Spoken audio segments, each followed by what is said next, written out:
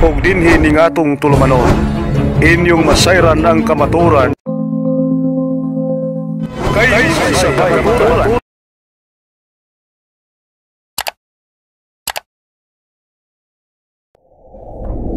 Karon abot ni sa akong amigo diya sa public market. Bisag nakatangkay kini na ako magpadung dayon. Dili dayon mo tan-aw maulaw sila sa kuan. Ngano sila maulaw na sila tungod kay diya sa social media unsa ang mga sekreto, unsa ang mga gibuhaton sa mga sabarista, diskarte, teknik aron ano ang Katoliko. Himuon na sa kanista, ako ko giyag-yag, bubulgar ba na ito? Masubo sila sa mga karon. Dahil mga magpandaon, pagbalhin ako sa Katoliko, di-isyuhan ko, akan akong baubao ng green, dihatang sa Katoliko. Para sa amin, nibalhin na sa Katoliko, kaya itaga akong baubao. Hayahin, tinuod.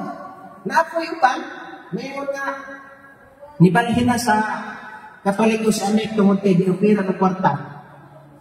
Hayahin.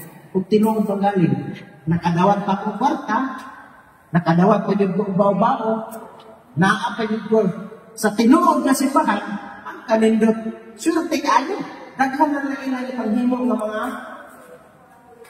mga fake news, aron nga daoton ko. Karon pag ulang, na-i-post na yan sa media, nga umot-mot daw patubangan sa mga Katoliko. Ay ako na ang mga Katoliko, masupok sa tuwa. Siyempre, masuk ko ng ano. Di, makanisyon, ang balik na lang ng sabarista, kaya masuk ko mga Katoliko. Buhat ko nila ang tanan. Pero gisa ng saon. Kay, minsilisig naman kung sa akong alimpatagan, kung sa akong kasing-kasing, nga ang Katoliko mao ang tinuod kasimbahan. Amen. Ako palakpakan na tinuod. Bawa nga, ano ang asawa, isa naman ikaw ko masawa. Di pa isa karon na nahimot ako nga Katoliko. Sa una sa langawin mo ko siya insana. Ganong manguyab mga sa kuwaka. Sa Budista man ka. Dapat dito ka manguyab sa parehan mo sa Budista. Yung ko kasi lang kung dili ka sa Budista. Kay ang plano na ako ato, himukod yun ako siya sa Budista. Ano yung mag-ubad ni? Mao kita anak ka sa plano. Ilabot na akong Katoliko ka, kaya himugot mo ka na ako sa barista. Bakit ito, naasa ko una-una? Ibalik-balik ka na ako asawa sa pastor. Ibalik-balik ka na sa balay. Bebor sa dihan. Ako pa din ang nagbasa sa Biblia. Nga pastor mo yung explain. Ang mga asawa, ang iba naman eh. Wala pa naman ang asawa. Explain niya, pag-abot sa schedule na magpabunyan, ingon man ang pastor. May naana ang baptismal questionnaire. Napa dito? Mutuo ba ka? Kasi hindi nyo ay makita ka? Check niyo mo. Halos naman ka mobilya sa kape. Bawat ang kape. Halos naman dagay mga pagkakatanan. Mutuo ba ka sa Trinity? Amahan, anak, spiritual check.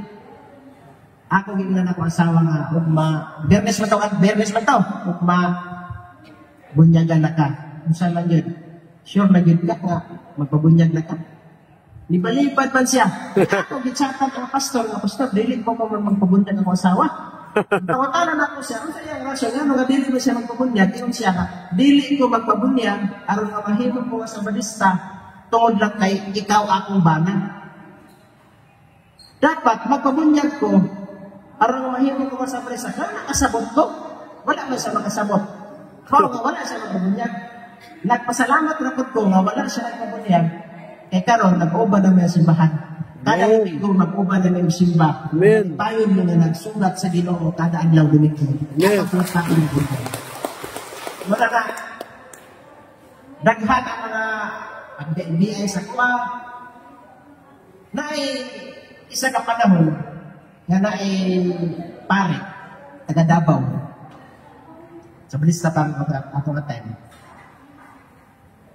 Ingon siya, tanan inyong pastor Bacalares, ako nag-challenge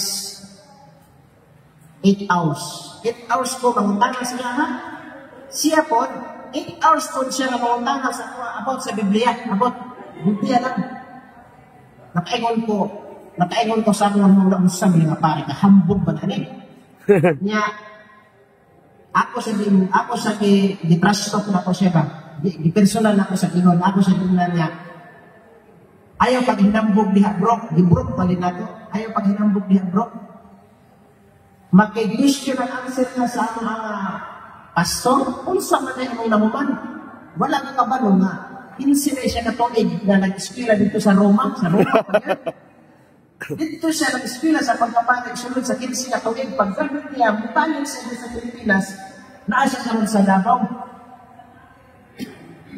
Kahambog raman mo, ako sa ginan, imong na ito mga bakit mo na mo, murag daw ng tabliya.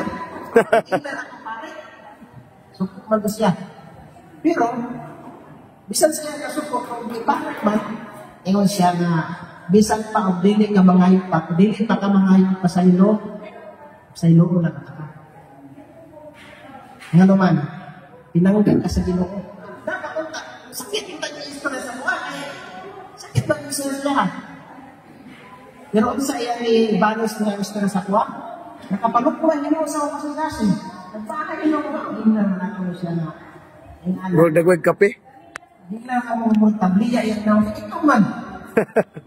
Nga, ang Banos niya sa kuha, puro mga gugma,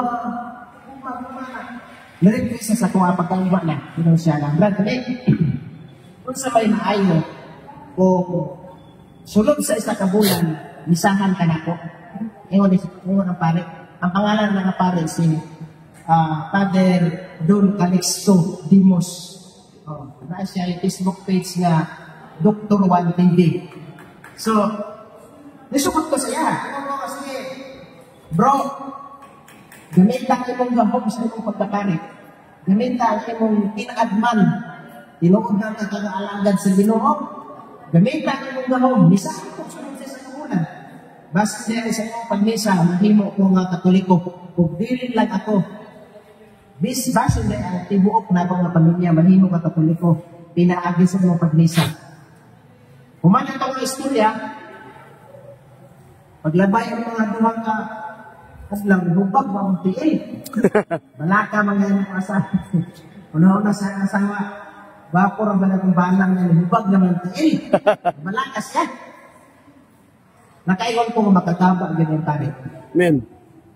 Mo na nga, kita nga mga membro, kita nga mga parokyano, ako din, panggako na ako nga pare. Mo dyan na siya ang ako nga ika-advise nga sa balista pa ko, makadungog banggong kung mga isustorya, nga naay mga Katoliko nga ang pare, dilibak. Ang pare, pag-dilibak niya. Din ang pagka ng pagbisa sa pare, dili ko nga, di patamaan ang mga tao. Taman man na. Apil naman gani ang pare ang atay, ang pare, dili ko accepted sa invitation. Makasala pa yun ang pare, dili ang pare. Ang pare, dili man na makasala. Ang nagpare, ay makasala. Ano nga, tayo ba yung baigo gani sa wali? Dito na tayo yung masapikas na parokya. Lord. Naglibapon tayo. Ano yung pagkakayan nga pangdaon na po ang mga pare kay mauna sila nagpugyanan sa Ginoo na mo among tanato magbantay ka nato. Mato nga, pagbubag sa kontiin, ako siya ni message. Nangayong suri siya. O, pupos, nagbubag sa kontiin. Kaya ito na kontiin, ako meron isa pa to. Pagsunod mo po naman sa simbahan, dito sa San Lorenzo, sa Belen City. Pagsunod naman dito sa simbahan, nag-vlog. Natin lagi. Vlog na dito, kauban na ako ang kauban niya liman dito siya, na taga-Bukidnon. Sunod ba dito sa simbahan? Pagsunod naman sa simbahan, ay guys, wala na yun eh. San Lorenzo Ruiz, sa Katibran. Naanan eh, vlog na dito. Kaya, pagsunod naman naman ito, unimog na dito, nasa may ito, ako ito di kayo kay. Nagpanasama sa sunod sa simbahan. Mata hilong na nagbubang ako na konti eh. Mata nga, chat na po na ako ng pare. Nang ayaw ko magsuri. Pero ito nga, gibuhat na ako, naglang dito sa sunod sa simbahan.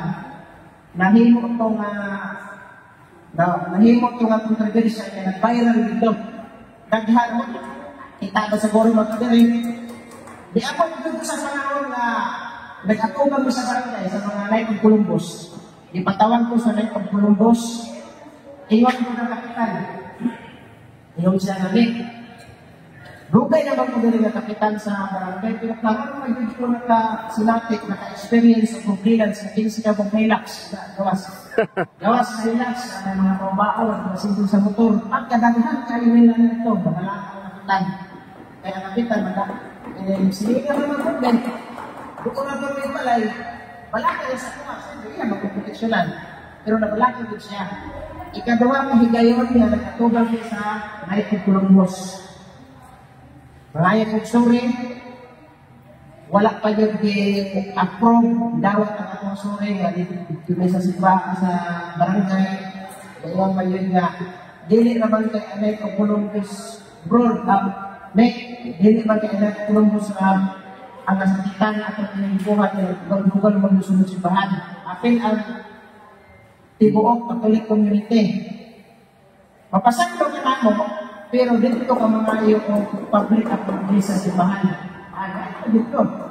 Pag sa misa, nag-public apology ko. Ay, ka na yung i-assign mo kung wala. Ngayon man ko sila na kung dili ka mag-public apology kasi papagos niya, asuhan ka mo.